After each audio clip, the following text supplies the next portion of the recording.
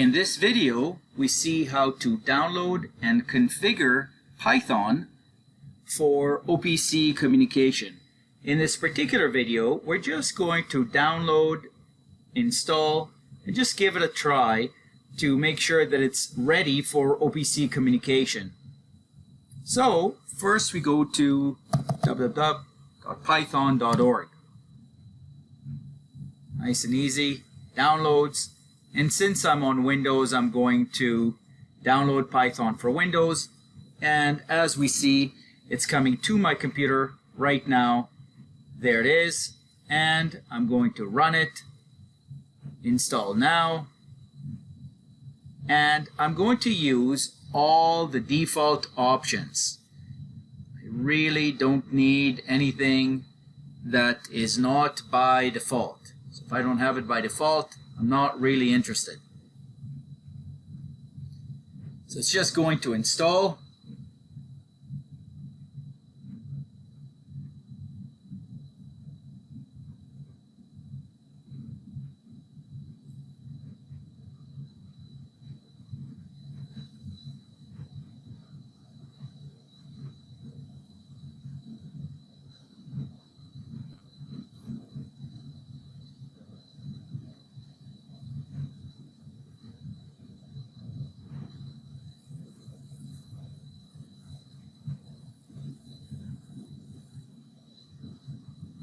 So the setup was successful. Now I can just click close. And I will close Chrome and we are all done. Now to test this, we'll click start and here we see idle, Python 3.11, and idle is what we want. Here we go.